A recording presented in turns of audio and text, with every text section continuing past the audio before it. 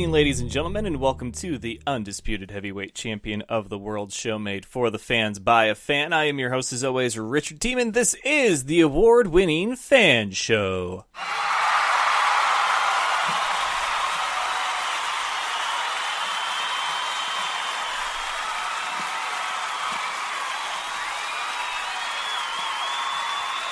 Man, these headphones are nice.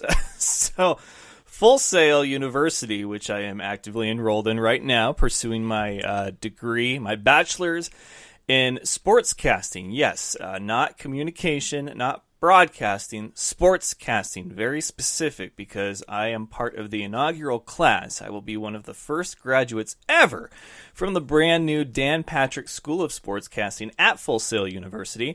And what they do is, because their books, you know, what you would normally spend thousands of dollars on to get your course materials for a couple of months and then have to sell them back for pennies on the dollar, and you know, you never get what you paid for ever. So instead of doing it that way, they have an online library set up where once you're a student, you have full access to, and what your student loans and tuition pays for is the equipment that you will need. They prefer to invest more in the hands-on and what you'll actually be doing, as opposed to not necessarily like the how-to, because they go over that. There is literature, there is stuff to read, but rather than send you or make you buy a whole bunch of books, they're like, here's a camera, here's an iPad, here's the, all your Adobe access and everything. And so I have these new headphones that I'm using for the show, as well as a new camera and all this other great stuff. And these headphones are amazing. Oh my God. I love them. They are. Ooh, boy. So one thing that this has done for me is that now I have equipment that I would have never had the money for before. And so that's nice.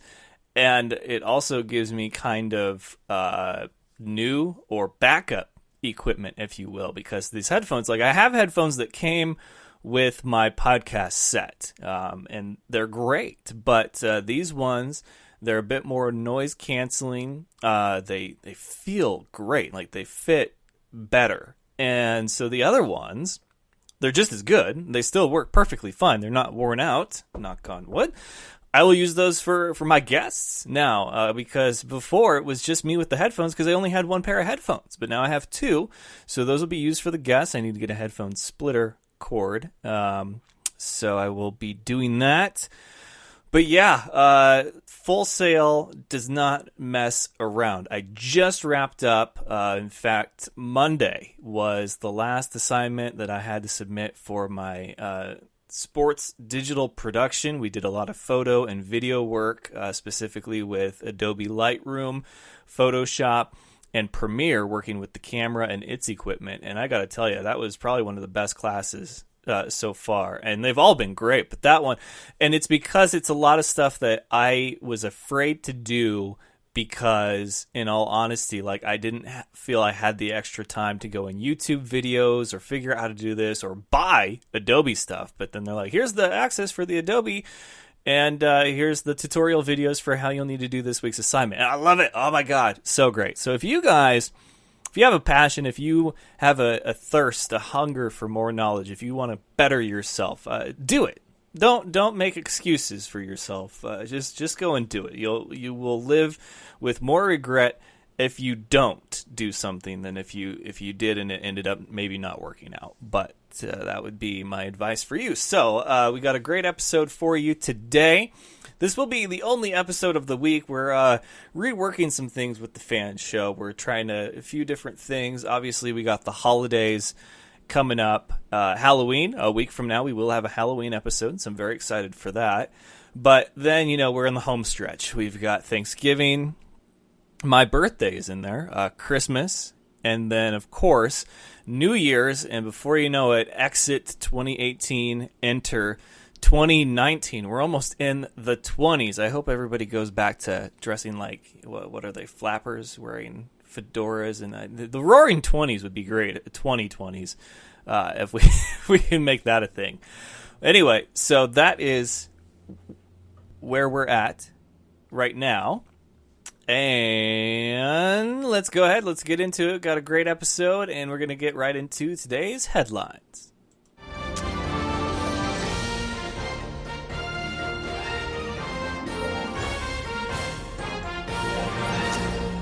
Headlines, of course, brought to you by Dynamite Enterprises, who hooked me up with some stickers for Lake City Comic Con this last weekend. That was a lot of fun. Stickers turned out fantastic. Everything that they have done for me has turned out fantastic, and I don't say that as a pun intended, fan-antastic, but I really do mean that. Awesome, amazing, or some other words that I would use to describe their work and their quality of product. Ethan wants to make sure that you get the best bang for your buck, that what you are paying for is what exactly how you want it. So if there's something that you would like your logo or artwork on, if you're looking to do a bit more advertising, merchandising, or just getting your name out there, maybe even some self-promotion, maybe you want a t-shirt or a hat for yourself to raise some awareness, then you can't, again, no excuses on this. You got to go to Dynamite Enterprises, say, Ethan, I heard about you guys on the F.A.N show, and he's going to hook you up. So Ethan at dynamiteenterprises.com, or just visit dynamiteenterprises.com and check him out. So first up, first order of business is NFL. So we've got the sports section here. Rams stay unbeaten after they rolled my 49ers. Oh my goodness, that was brutal. I mean, they wore the 94 throwback jerseys. The Rams were wearing their throwback jerseys too, which I think is one of the first times that I've seen both teams wearing throwback jerseys. But it was a great look. It was a beautiful day. The 94 championship team was in attendance. Everything was great except for the game. I mean, there's been so many mistakes made by this 49ers team, just stupid mistakes. And I say stupid mistakes, and I mean every sense of the word stupid, because it's like they're the highest right now in the NFL in turnovers, and I just simply hate the fact that, it's like, I could understand if the 49ers were lost 5 straight because of a field goal as time expired, right? Or if they were unable to hold on third or even fourth down. I get that. I really do. It sucks. It stings just as bad, but I get it, because this is a team that it's not your A guys out there. It's your B and C guys. But one thing that I simply cannot tolerate is when you're losing close games because you fumbled the ball, or you you turned it over. You threw the ball into traffic when you shouldn't have. You took a risk when you didn't need to. I mean, everybody on that team has pretty much fumbled at this point. Juszczyk, and then Breida, the return team, Beathard. I mean, it's just Morris. It's maddening. It really is. And then the guys on the defensive side, they can't catch a ball to complete an interception to save their lives. And it's so frustrating as a fan, because you know that without these mistakes that you'd be in it, and you probably, instead of being 1-5 or 1-6, you'd be maybe 5-2, because some of these games have been a little lopsided. But man, that Packers game, that one still stings, that Monday Night Football. But the Rams are the real deal, folks. They are the only undefeated team left.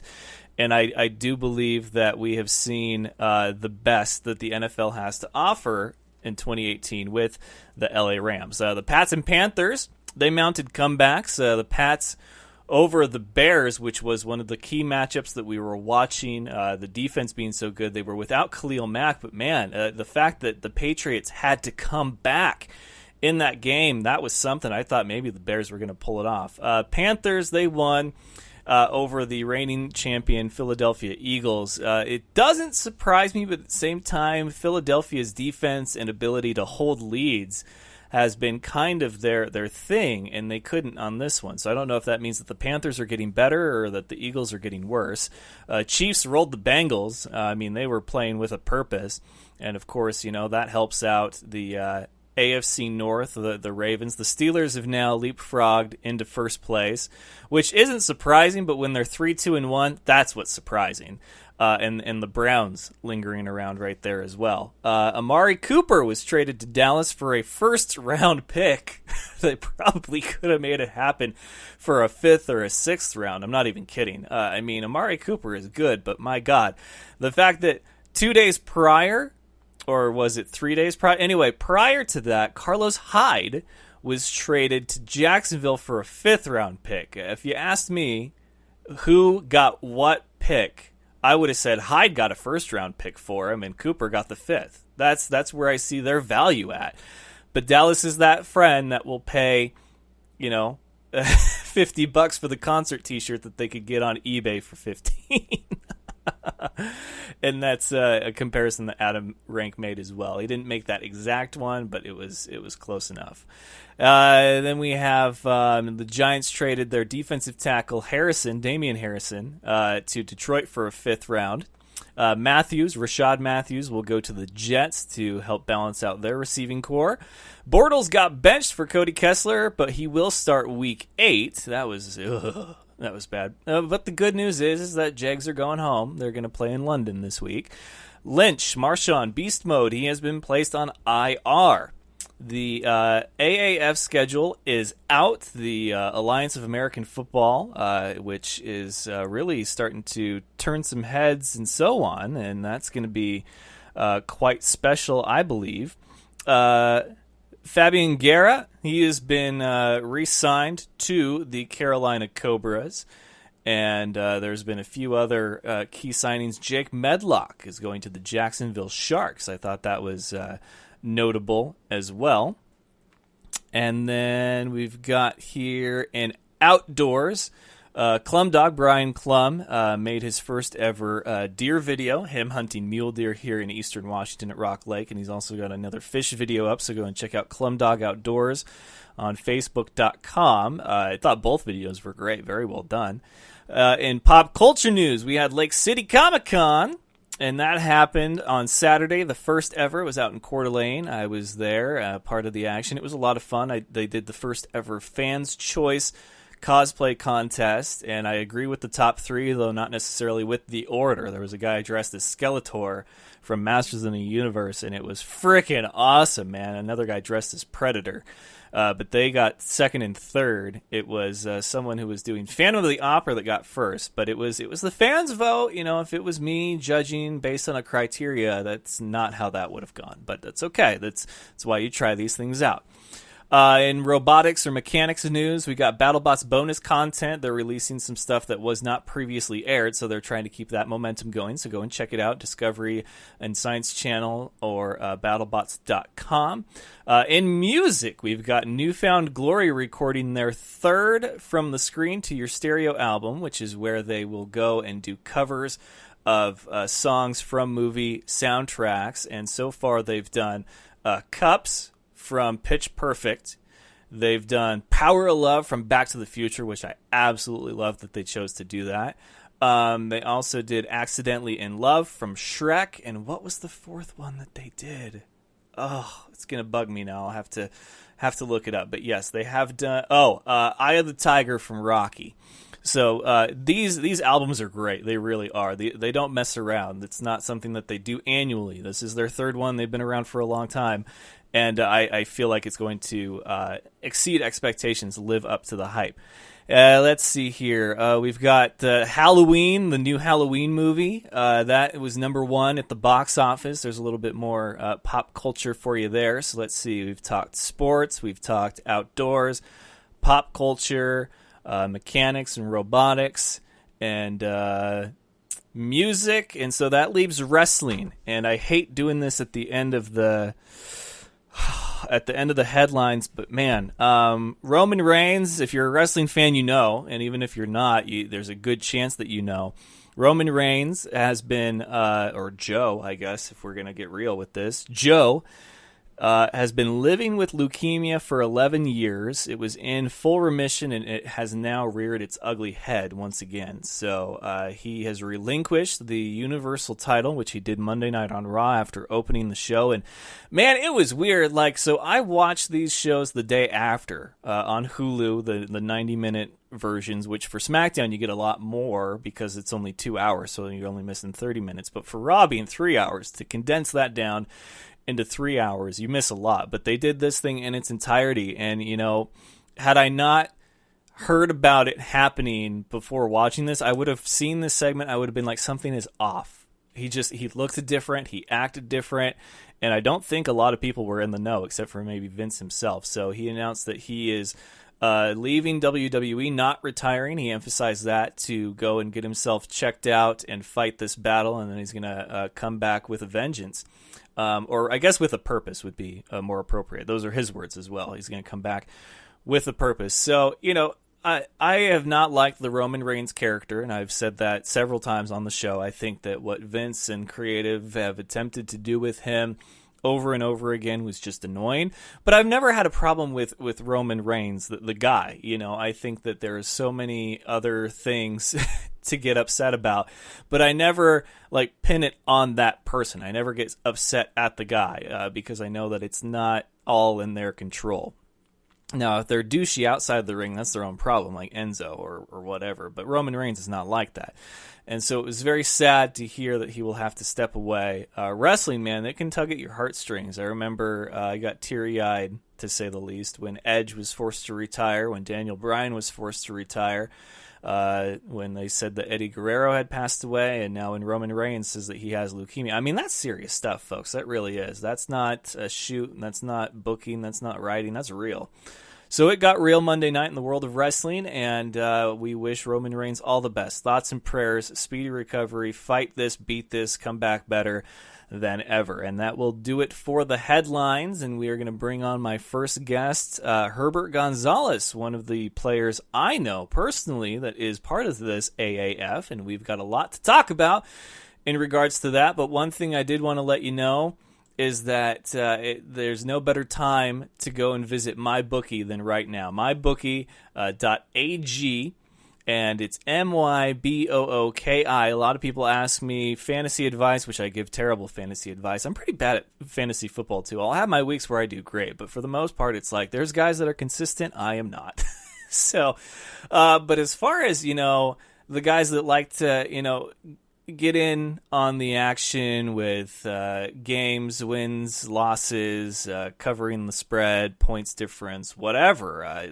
MyBookie has a bet for you to place, whether it is who wins, who loses, covering the spread, or if it's fantasy specific, players, games, whatever. I mean, there is something for everyone at MyBookie. And if you go now and if you use promo code F.A.N, Football and Nonsense, the fan show, F.A.N, they will match your initial deposit up to $1,000, give you a little extra playing cash there.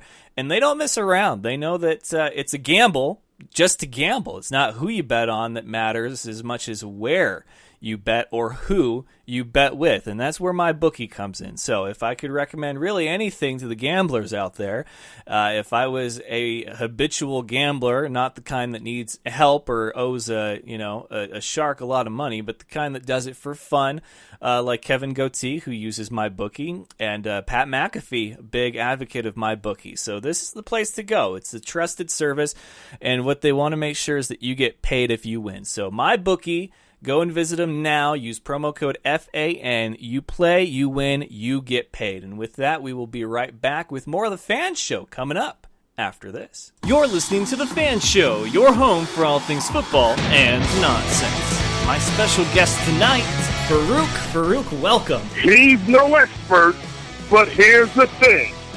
Football and nonsense is what he brings. Sports talk with a twist. It's The Fan Show! Do you know him as Kevin from the League? It is none other than very funny Steve Ranazisi. 99% of the population doesn't know who I am, but the 1% do. They yell and scream inappropriate things at me in public. Kyle Ray. Kyle, welcome. And I was like, wow, I think we just saw the whole Super Bowl, Phyllis. It's like that scene in The Simpsons, like, why rent the movie? I just saw the best part. Funny man Brad Williams. Yeah, I'm here. No, I flew in just for your podcast. I've heard about this podcast. I've heard it's fantastic. It's Mac and Farva, but they are my special guests tonight. Steve Lemmy, Kevin Heffernan. I was in Mexico for 10 weeks in a Speedo. Like, that was me going to work. I was putting on a Speedo. Like, Farva is the most fun to play, and it was a blast to do that again, to do Farva again. So then the makeup artist had to put Vaseline on your body, right? Yeah. And then put the powdered sugar on top of that. Is your name really Richard Siemens? Listen live every Tuesday, Wednesday, and Thursday night on Spreaker.com, or subscribe to the podcast on iTunes and SoundCloud.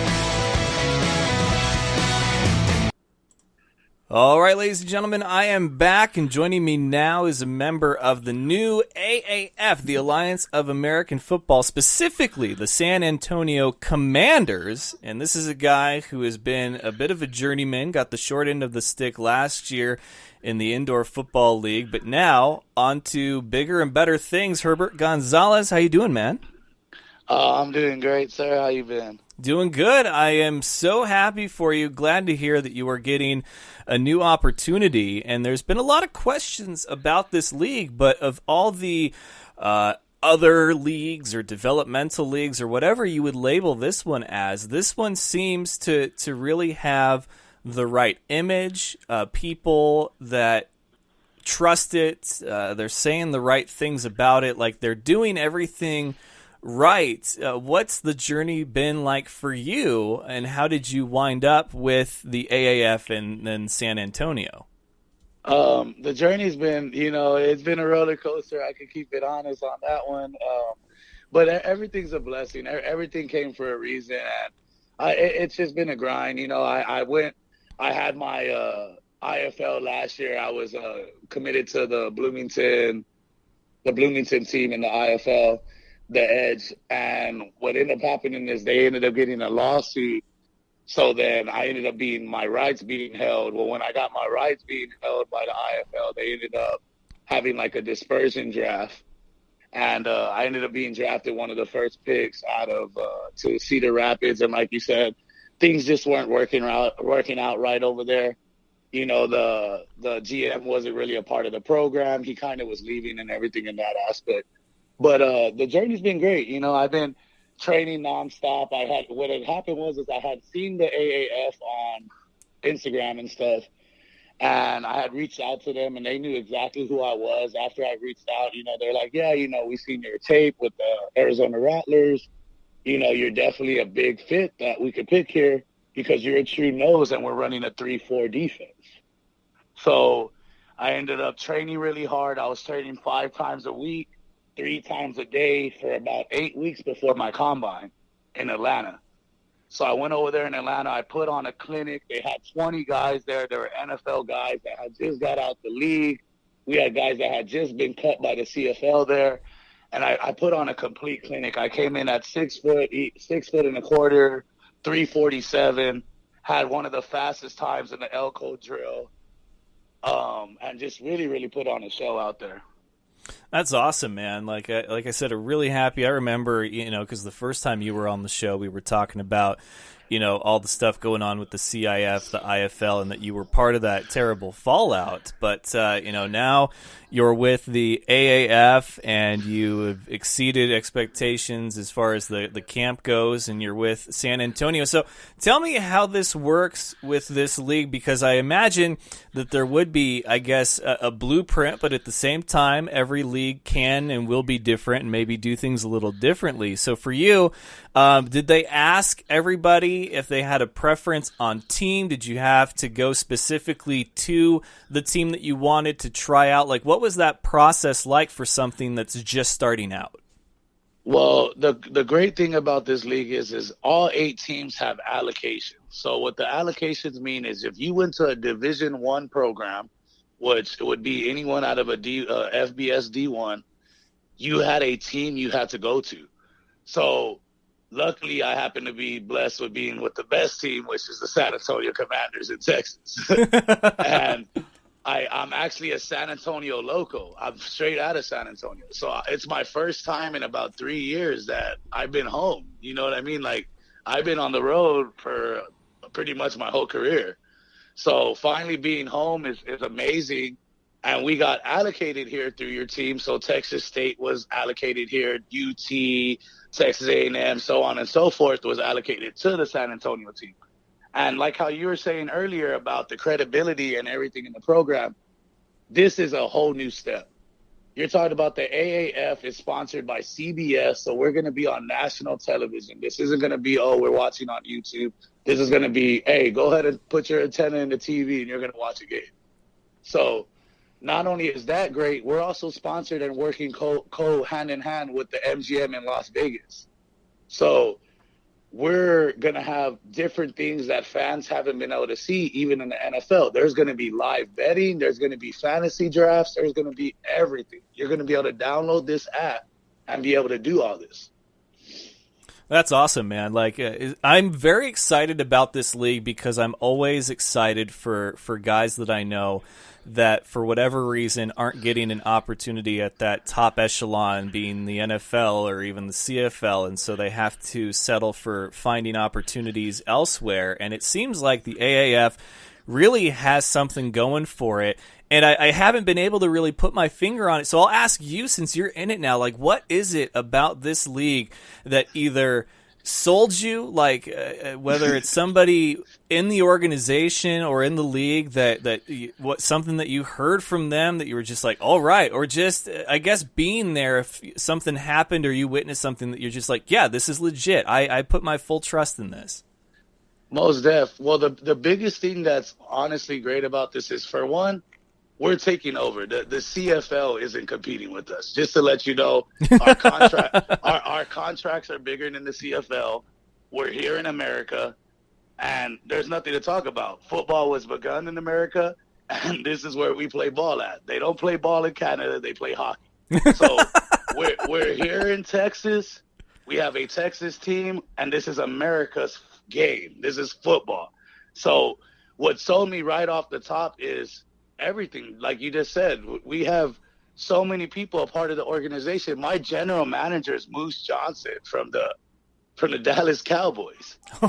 So you're talking about my general manager has been in the mud. He knows what it is to be a great, amazing, soon to be, if not Hall of Fame player. So you're talking about, it's just everything compiles with it. Everything's like that. We have Troy Polamalu. He's our player relations. I just had a 2-hour meeting with him by myself, me and Troy.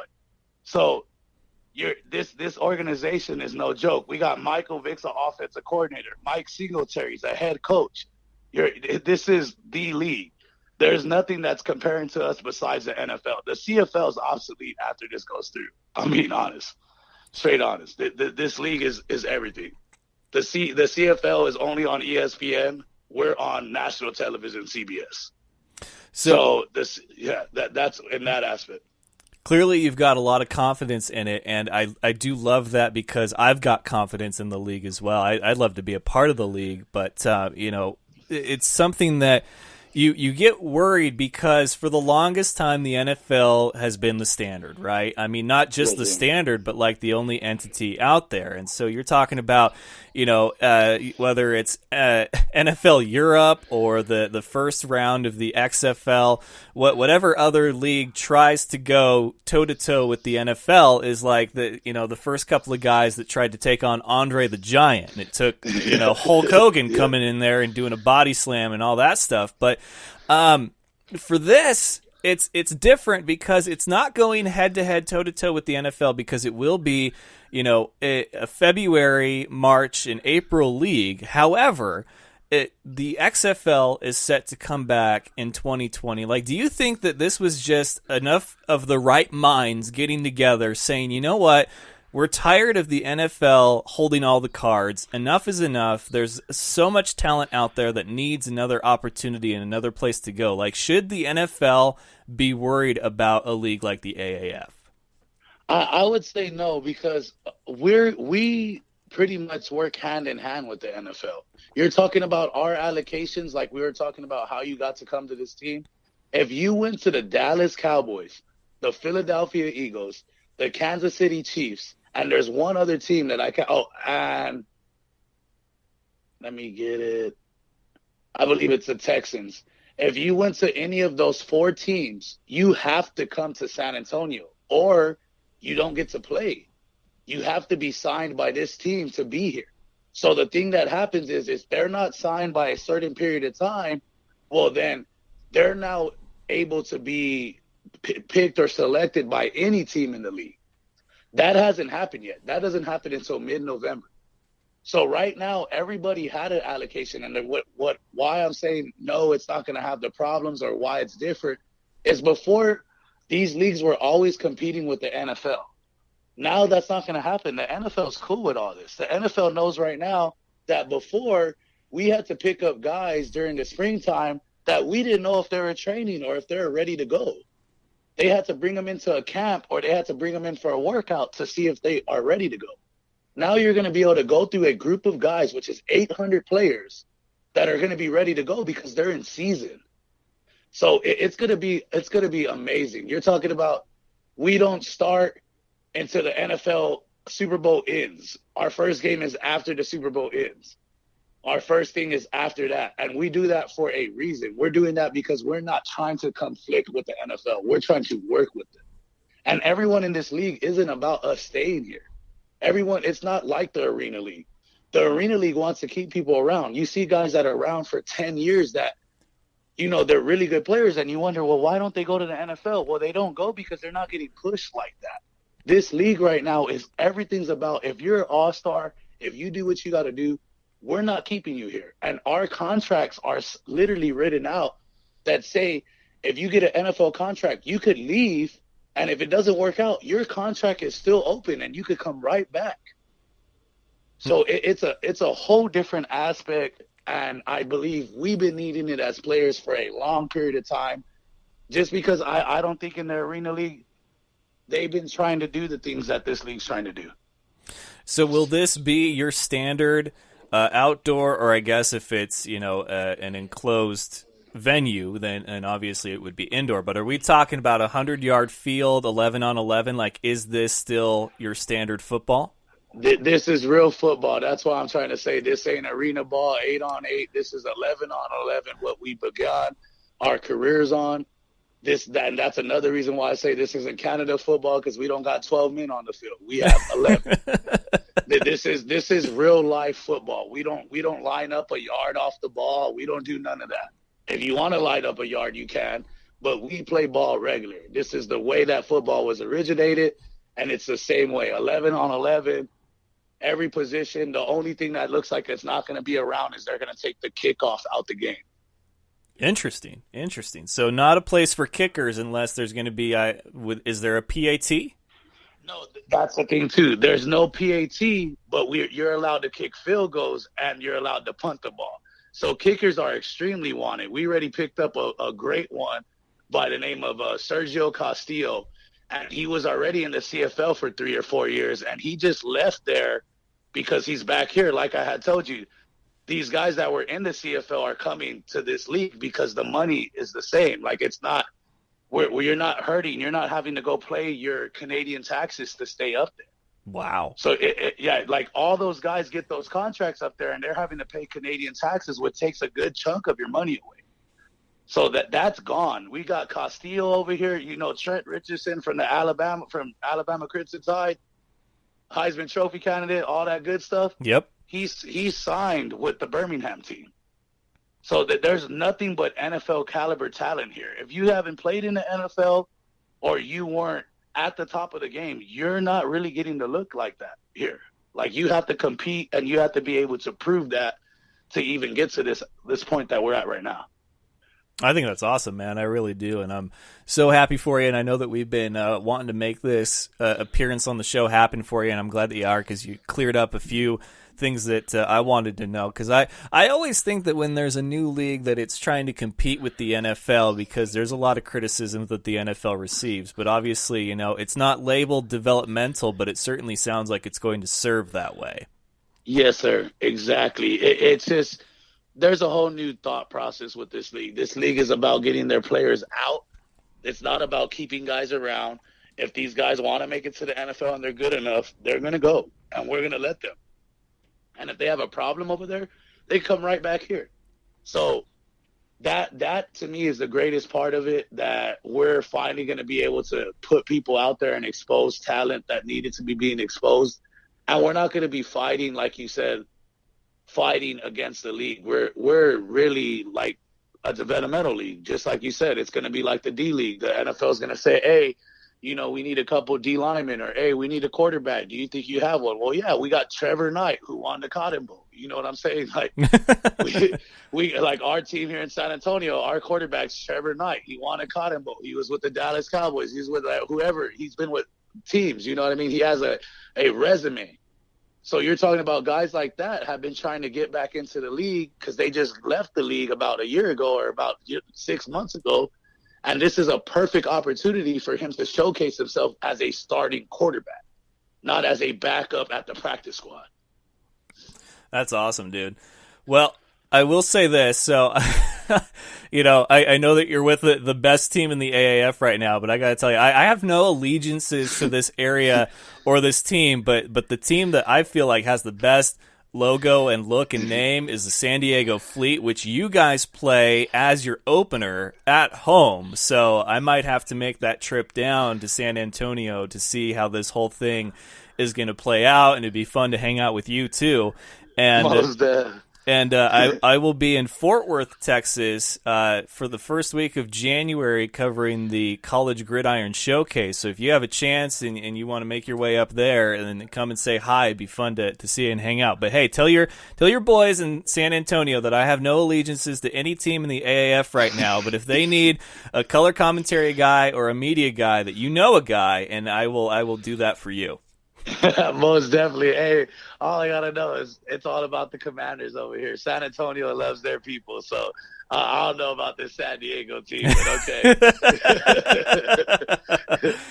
My grandfather was a Navy guy, and when I saw the logo come out, I was like, "Oh, that's cool." Oh, yeah, San Diego Fleet with it's the awesome. battleship. Definitely, it's awesome. The whole league, it's very professional. We're sponsored by Starter. We're bringing the old Starter back from the 90s. Nice. It's going to be great. Yeah, it's going to be great. I can't wait. I'm excited. I've been having, little meetings and press conferences that I've been speaking at and helping out with here and there. And, we're here, and right over here they call me Cheeto. So Herbert Gonzales is the name, but everyone knows me as Cheeto, even on the team. So that's how it goes. All right, man. Well, hey, I'm sure we'll keep in touch, or at least we better, because I'm very excited about this league and its maiden voyage. But who knows? Maybe the next time we talk will be the week going into that league's championship game, which I heard is going to be in Vegas, and that's going to be a crazy, crazy happening. Oh yeah, we can't wait for that. We gotta win the games first and get this championship first to get it over there. But I'm hoping we're there at the end of this year coming up. All right, man. Well, work hard. I appreciate you taking the time to be on the show. Very excited for you and your opportunity. So we'll be in touch, and I'll talk to you again real soon. But, hey, take care of yourself, and you have a great rest of your night, okay? All righty. I appreciate you. Thank you, and God bless. All right. Take care, man. All right, man. All right. Once again, that was Herbert Gonzales III, a.k.a. Cheeto. And, man, that really does help clear up a lot of stuff. I got to say that right off the bat, because – the NFL's caught a lot of heat over the last couple of years, both just professionally and politically, really, what it comes down to. Professionally, it's that, the games are too long, players are getting paid too much in the fans' eye and not enough in the players' eye. And, yeah, when you compare NFL straight across the board to other sports such as basketball and baseball, the contracts look ridiculously lopsided because, you're comparing sport to sport. But you can't do that.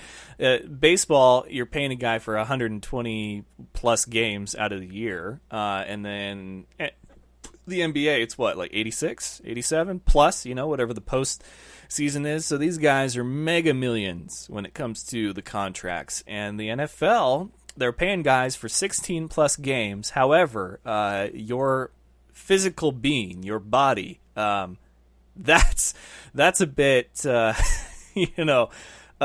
the debate right there. Is, baseball and basketball, I'm not saying that these guys don't put their bodies on the line, but it is very, very different from the world of the NFL and how those players put their body on the line. I feel that they should be compensated as such. So the NFL's taking a lot of heat on that regard. The concussion movie that came out and just that whole conversation and argument. So there's been a lot of heat politically. Oh my God. The kneeling Kaepernick thing. just all of this, people boycotting for this reason and boycotting for that reason from different sides, not even from the same side. Like, there was so much quote unquote boycotting of the NFL last year. I don't know who watched. I watched because I watched to support my team and the players on the team, because things like the NFL are bigger than just one player. They really are. And so when you see these leagues pop up, you think that, so somebody had enough of the NFL and they're going to try to do things better and different, which I wholeheartedly believe that that's what the XFL is going to try to do, because they've pretty much come out swinging saying, like, do you want football to be football again? Do you want hitting? Do you want, like, they have,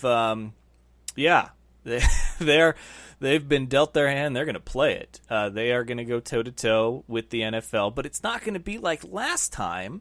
They are having their season, I believe, differently, which is a smart move by them. It really is. People are creatures of habit, and it's hard to break out of certain habits if you're not sure of something. But for the AAF to work with the NFL and not call itself a developmental league, I think that's a winner right there, because you don't want to call yourself developmental because you don't want people to think less of you. They don't want you to think that you are of a lesser quality, right? Like when they say, don't say that you're in training over the phone if you've ever worked at the call center, or when you're the guy at a new job that has the name badge with the sticker on it that says trainee. Customers automatically lose, if not all, trust and respect for that individual because they don't think that they know what they're doing. So by avoiding the label of developmental, but yet you are going to serve as that, man, that might be one of the most genius business moves that anything has ever done, to work with something like the NFL. Now, I don't know what this does to the college game, because the NCAA and the world of college football has benefited so greatly from being the developmental for the NFL, and I feel like that's just wrong. One, for college football to have such a stranglehold on the NFL and professional sports, and two, for these guys to have such short careers because they weren't really given the proper chance. Now, a lot of them excel and prove their worth, but for others, you may have gotten dealt a bad hand, and because you were trying to make that transition and people considered you a bust instead of just somebody that needs some work, that can be tough. So I like this. I don't know what this does for the sports landscape, but I am very intrigued by the AAF, and I'm going to follow that very closely. I'd love to work for the AAF. I think it's very much something that is a safe investment. Hopefully nobody quotes me on that. Hopefully I'm not wrong about it. But yeah, that's my feelings about it. How we want to wrap this up? My thoughts and prayers are with Craig the Leg Peterson. His grandmother died at the age of 103. My goodness, that is a life, man. That living life to the fullest. 103. Holy crap. And she probably lived that long because she had family like Craig and Arlene Peterson, who are two individuals that I have had the privilege of meeting in my life and interacting with. And they are as good a people as they come. And so my thoughts, prayers with Craig and Arlene as they deal with this difficult time. It's never easy to say goodbye. It's not. But at least she wasn't 23 or 33. 103. Like, that is a life. Like, you can't even really be sad at that. I'm more impressed. 103 years. But I do understand that it's still saying goodbye to someone that you've had in your life for that long. And now they're no longer there. So if you guys know Craig the Leg or Arlene Peterson, please reach out to them. Send your thoughts, prayers, whatever else that you want. But that was something that I saw today just before I went on the show, and my thoughts are with them. Happy birthday to my man Matt Henshaw and Will Bales. They're good guys. Happy birthday, Jessica. Not going to call any of them because I know they're all busy. Otherwise, I totally would, especially Will. I think that'd be funny. But he either doesn't have my number saved, or he might look at it and be like, nope. So it is what it is. But that's going to do it. We've got Thursday Night Football on tomorrow night, and I went 11-3 in my pick'em this last weekend, and that made me feel good. That made me feel a lot better about things. But this week, we've got the Miami Dolphins taking on the Houston Texans. 4-3, 4-3. Dolphins need a win to keep pace with the Patriots in the AFC East, and the Texans need to win so that they can stay atop the AFC South. As long as Jacksonville continues to struggle, the Colts continue to get wins over subpar teams, and then of course the Titans pretty much being just a mess right now. It's not they can afford a loss more than the Dolphins can, but I still think the Texans are probably going to get this one. I don't know. This will be one of the better Thursday night football matches, at least on paper. I think if you looked at the schedule and saw these two teams, you'd be like, yeah, I could see that being a pretty good game. Maybe if it was Houston and New England. But anyway, so that's your Thursday night football, and then we've got a whole weekend full of football. Eastern Washington will take on the Idaho Vandals. Very good rivalry, very big game. Eastern coming off of a loss and then a bye week, so hopefully they are refreshed and ready to go. So until next time, ladies and gentlemen, best of luck to you and yours. Go Niners, and remember, of course, it's all fun and games until you butt fumble. Good night, folks! Do you remember the time that Mark Sanchez ran into his own player's butt? That was funny sports. Thank you for having me on the show, man. I love the Fan Show.